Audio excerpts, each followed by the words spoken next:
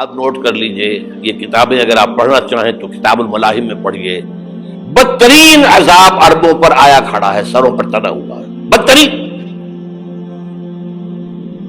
ایسی جنگ ہونی ہے الملحمۃ العظمیٰ، جس کو کہ میں بھی آپ کو گواہی پیش کر دوں گا، جسے کہا گیا ہے لاسٹ کروسیڈ. بش نے بھی کروسیڈ کا لفظ بول دیا تھا، پھر واپس لیا اس نے. نکل جاتی ہے جس کے منہ سے سچی بات مستی میں، فقیہ مصلحت بین سے اور ہندے بادہ خار اچھا، کروسیڈ کہہ کر پھر واپس لیا. یہ کروسیڈ، اس کے اوپر جس قدر نقصان ہونا ہے عربوں کا. گریٹر اسرائیل بنے گا، یہ عراق، شام، اردن، سعودی عرب کا کچھ شمالی علاقہ، ترکی کا جنوبی علاقہ، مصر کا صحرائے سینا، اور اس کے ساتھ ہی جو بہترین اس کا زرخیز ترین علاقہ ڈیلٹا آف نائل، یہ سب یہودیوں کے قبضے میں جائیں گے. اس کو حدیث میں کہا گیا الملحمۃ العظمیٰ. عیسائی 80 علم لے کر ہے مسلمانوں تم پر حملہ آور ہوں گے، اور ہر علم کے نیچے 12,000 فوج ہوگی، 9.5 لاکھ فوج. یہ نیٹو کی تیاری کس کے لیے ہو رہی ہے؟ جب یو ایس ایس آر کا خاتمہ ہوا تو پوچھا گیا تھا نیٹو چیف سے، اب کس لیے؟ تمہارا وہ دشمن تو ختم ہو گیا، اب ہمیں اسلامک فنڈامنٹلزم سے نمٹنا ہے. وہ جانتے ہیں خطرہ یہی ہے، اب اسلام ابھر سکتا ہے. مسلمانوں کے سینوں کے اندر وہ آگ ہے، اوپر خاکستر آ گیا ہے، تم پہ اٹھانا بیٹھنا، یہ اندر تو انگارہ ہے، اوپر سے راکھ ہے، اس سے دھوکہ نہ کھا جانا ان کے دلوں کے اندر. اور بش نے کہا تھا مسلمان چاہتے ہیں کہ ہسپانیہ سے لے کر انڈونیشیا تک نظام خلافت قائم کریں. اور میں حیران ہوا تھا کہ اس کمبخت کو ہسپانیہ کا خیال کیسے آ گیا. ہمیں تو کبھی آتا ہی نہیں، اب ہم تو بھول گئے. وہ تو 500 برس پرانی بات ہے جبکہ وہاں سے ہمیں نکال دیا گیا تھا. اگرچہ اقبال نے کہا تھا ہے ارض فلسطین پہ یہودی کا اگر حق، ہسپانیہ پر حق نہیں کیوں اہل عرب کا. ہسپانیہ میں تو 800 سال حکومت کی مسلمانوں نے، اور ابھی 500 برس ہی گزرے ہیں نا. یہودی تو ارض مقدس سے 2000 سال نکالے گئے، انہیں لا کے آباد کیا گیا، عربوں کے سینے میں خنجر بھونک دیا گیا.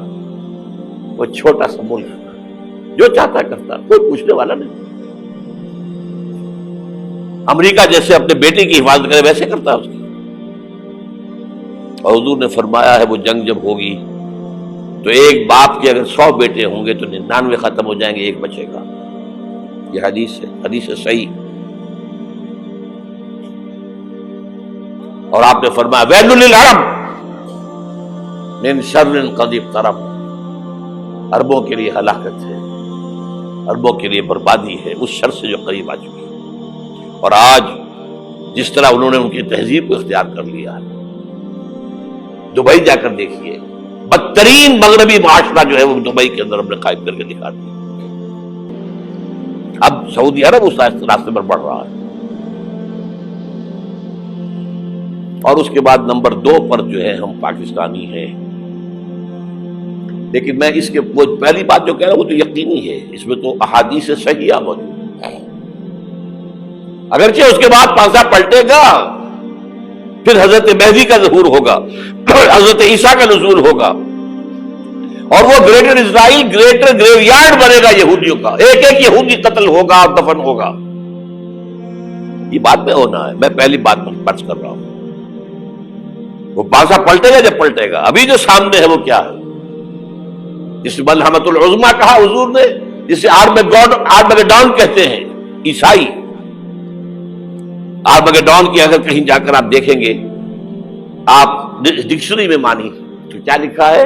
A very big war which will be fought between the forces of evil and good before the end of this world. اس دنیا کے خاتمے سے پہلے خیر اور شر کی قوتوں کے درمیان بہت بڑی جنگ ہوگی. ارمجدون اسے کہتے ہیں عربی میں، اور آرمگیڈون اسے کہتے ہیں انگریزی کے اندر. اور یہ بائبل کی آخری کتاب کے اندر ہے، جو اس میں کہ مکاشفات یوحنا، ریولیشنز آف سینٹ جان. یہ تو میں کہہ رہا ہوں یقین کے ساتھ، اور زیادہ دور نہیں ہے، آیا چاہتا ہے. اس لیے کہ یہودیوں کا اور عیسائی جو کنزرویٹوز ہیں، نیو کنزرویٹوز، ان کا 5 نکاتی ایجنڈا ہے متفق علیہ، جس کے تحت کہ یہ جنگ صلیبی شروع کی گئی ہے. تو سن لیجئے آپ. آرمیگیڈون نمبر 1، گریٹر اسرائیل قائم ہو جانا اس کے نتیجے میں نمبر 2، مسجد اقصی اور قبۃ الصغریٰ کو گرانا نمبر 3، وہاں 3rd ٹیمپل، وہ مسجد جو حضرت سلیمان نے بنائی تھی 1000 قبل مسیح میں، پھر برباد کی تھی نبوکدنضر نے، دوبارہ بنائی گئی، پھر دوبارہ ختم ہوئی 70 عیسوی تک گری پڑی ہے. ان کا خانہ کعبہ گرا ہوا ہے 70 عیسوی سے لے کر آج تک. ایک دیوار ہے ویلنگ وال، جہاں جاتے ہیں، روتے ہیں، پیٹتے ہیں، ماتم کرتے ہیں، وہاں وہ بنے گا 3rd ٹیمپل. اور نمبر 4، اس میں لا کر رکھا جائے گا تخت حضرت داؤد کا. یہ تخت کہاں ہے اس وقت؟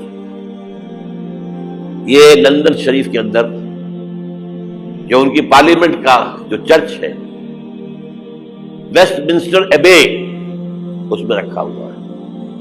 ایک پتھر تھا جس پر بٹھا کر حضرت داؤد کی تاج پوشی ہوئی، پھر حضرت سلیمان کی ہوئی، پھر وہ پتھر رکھ دیا گیا جب حضرت سلیمان نے بنایا ہیکل مسجد اقصی، وہاں رہا وہ.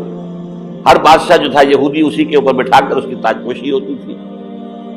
سن 70 میں ٹائٹس نے گرایا اسے، ہیکل کو، وہ پتھر لے گیا، وہاں سے روم گیا، روم سے آئرلینڈ گیا، آئرلینڈ سے اسکاٹ لینڈ آیا، اسکاٹ لینڈ سے انگلینڈ آیا، اور اب وہ رکھا ہوا ہے 14ویں صدی عیسوی سے آج تک. وہ ویسٹ منسٹر ایبے میں رکھا ہوا، ایک کرسی کی سیٹ میں اسے بنا دیا گیا ہے تخت کی شکل میں. اب انگریزوں میں کوئی ملکہ ہو، کوئی بادشاہ ہو جس کی بھی تاج پوشی ہونی اس میں ہو. یہ لا کر رکھا جائے گا 3rd ٹیمپل میں، اور اس پر یہودیوں کے خیال کے مطابق ان کا مسیحا آئے گا جو مسیح دجال ہوگا. عیسائیوں کے خیال کے مطابق حضرت عیسیٰ آئیں گے، وہ ہمارا بھی خیال ہے حضرت عیسیٰ آئیں گے علیہ السلام. بہرحال یہ تو بات کی باتیں ہیں نا. اس وقت جو میں عرض کر رہا ہوں، عربوں پر بہت بڑا عذاب، اور پاکستان کا معاملہ البتہ یہ ہے، میں یقین سے نہیں کہہ سکتا. ہینگنگ ان دی بیلنس، ہو سکتا ہے اللہ تعالیٰ ہم پر رحم فرمائے، ہو سکتا ہے، اگرچہ اس کی کچھ شرائط ہوں گی. چمن کے مالک اگر بنا لے موافق اپنا شعار، اب بھی چمن میں آ سکتی ہے پلٹ کر چمن سے روٹھی بہار، اب بھی ہو سکتی ہے. اور یہ بھی ہو سکتا ہے کہ اللہ تعالیٰ نے معجزانہ طور پر ہمیں ملک دیا، ہم نے اللہ سے بدعہدی کی، وعدہ خلافی کی، غداری کی، لہذا سزا دی جائے اور ہم سے یہ ملک چھین لیا جائے. It's just possible. دور نہ سمجھے، اسے انہونی بات نہ سمجھے. جو گھیراؤ ہو رہا ہے آپ کے مغرب میں نیٹو فورسز اور مشرق میں بھارتی فورسز گدھوں کی طرح بیٹھے ہوئے انتظار کر رہے ہیں پاکستان اور ڈسٹیبلائز ہو جائے، یہاں اور بدامنی ہو جائے. اب لاہور میں پھر آج دھماکے ہو گئے ہیں. 2 دن پہلے کا دھماکہ میں سہ کے آیا ہوا ہوں، آپ کے سامنے بیٹھا ہوں. وہ جانے بچی ہیں جو ہماری اکیڈمی کا حشر ہوا، وہ تو میں آپ کو نہیں بتا سکتا. یہ سارا کیوں ہو رہا ہے؟ تاکہ یہاں بدامنی ہو جائے اور ہمیں جواز مل جائے. مغرب سے نیٹو فورسز داخل ہو جائیں، مشرق سے بھارتی فورسز آ جائیں، اور ہمارے ایٹمی دانت توڑ کر اور پھر ہمیں بھارت کے سامنے ڈال دیا جائے. نو ڈو ایز یو لائک. یہ ان کا نقشہ ہے. ہوگا کیا وہ اللہ جانتا ہے، ہوگا وہ جو اللہ چاہے. لیکن اللہ کا چاہنا جو ہے وہ کس پر منحصر ہے؟ یہاں انقلاب برپا کرو، یہاں اسلام لاؤ. اگر دھندوں میں لگے رہو گے تو وہ خود بخود نہیں آ جائے گا انقلاب. صحابہ نے جانیں دی تھی، کتنی تکلیفیں اٹھائی تھی. 12 برس تک مکی دور کے اندر با نشہ درویشی در ساز و دمادم زن، جو پختہ شبی خدرہ بر سلطنت جم سن. یوم طائف یاد ہے جو حضرت عائشہ فرماتی ہے کہ میں نے پوچھا تھا حضور سے کہ یوم احد سے زیادہ سختی بھی آپ پر کبھی آئی؟ یوم احد پر کیا ہوا تھا؟ تلوار کا وار پڑا تھا آپ کے چہرہ مبارک، یہ جو رخسار کی ہڈی ہے اس کے اندر وار گیا ہے، اوپر خود کی 2 کڑیاں تھیں وہ اس میں گھس گئیں، 2 دندان مبارک شہید ہوئے۔ وہ خود کی کڑیاں ایک صحابی نے اپنے دانتوں سے پکڑ کے کھینچنے کی کوشش کی، دانت نکل گئے، وہ نہیں نکلی، کیا جتن کر کے نکالی گئی ہوگی تو خون کا فوارہ، اتنا خون گیا ہے کہ آپ بے ہوش ہو گئے، گر گئے، اور مشہور یہ ہو گیا کہ آپ کا انتقال ہو گیا، شہادت ہو گئی۔ یہ سیرت کبھی پڑھی ہے؟ حضرت عائشہ کے ہوش کا تو یہی دور تھا نا، یوم طائف میں جو آپ کی کیا تھی، بچی تھی، انہیں کیا پتا کیا ہو رہا ہے حضور کے ساتھ۔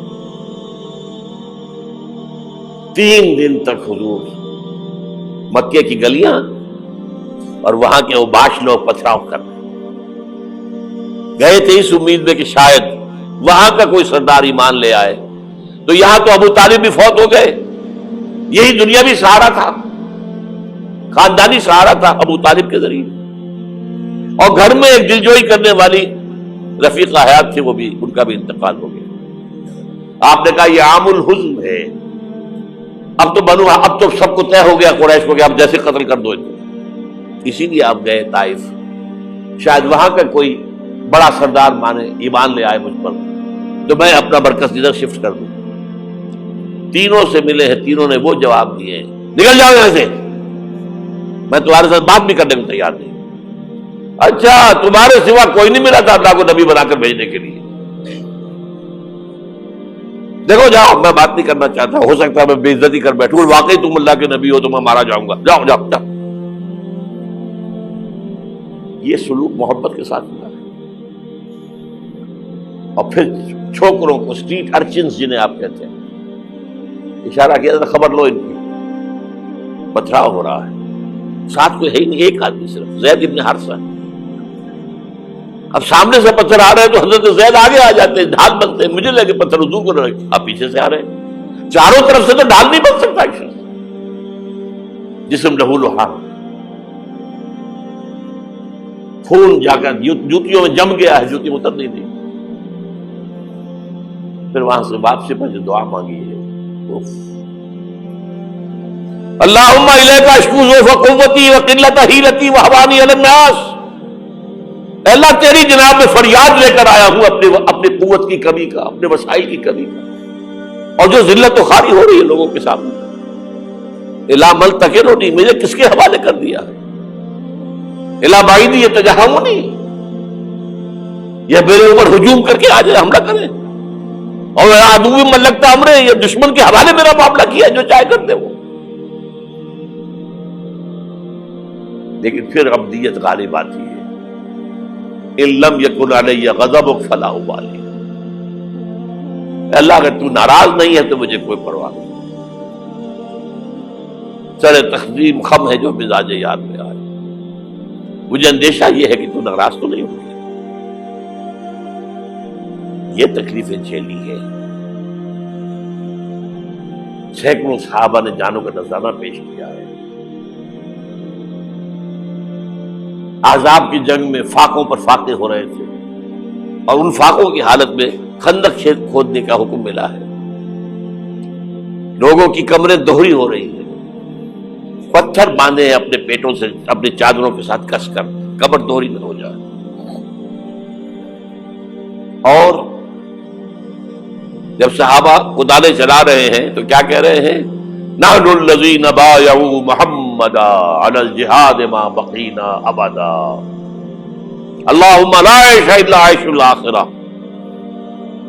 صحابہ کہتے تھے ہم وہ لوگ ہیں جنہوں نے محمد سے بیعت کی ہے کہ جہاد کرتے رہیں گے جب تک جان میں جان نکل جائے تو بات، اور جان ہے، چاہے ابھی بھوک سے کمر دوڑی ہوئی جا رہی، جان تو ہے۔ اور ایک دفعہ کہتے تھے اللہم لا عیش الا عیش الاخرہ، اللہ عیش، زندگی تو آخرت کی زندگی ہے۔ اور حضور فرماتے تھے، حضور کے بیٹھے ہوئے نہیں تھے گاؤں تکیہ لگا کر، پتھر اٹھا کر خندق میں سے لے جا کے باہر پھینک رہے تھے، جب صحابہ کہتے ہیں اللہم لا عیش الا عیش الآخرہ، حضور فرما رہے ہیں فاغفر للانصار والمہاجرہ، اے اللہ ان انصار اور مہاجرین کی مغفرت فرما دو۔ پھر حضور کی خدمت میں کچھ لوگ آئے، حضور اب یہ فاقہ ناقابل برداشت ہو گیا، دیکھیے ہم نے یہ پتھر باندھے ہوئے اپنے پیٹ کے ساتھ۔ حضور نے کرتا اٹھا کر دکھایا، وہاں 2 پتھر باندھے ہوئے۔ یہ ہے سیرت النبی۔ آپ کس چیز کو سیرت النبی سمجھتے ہیں؟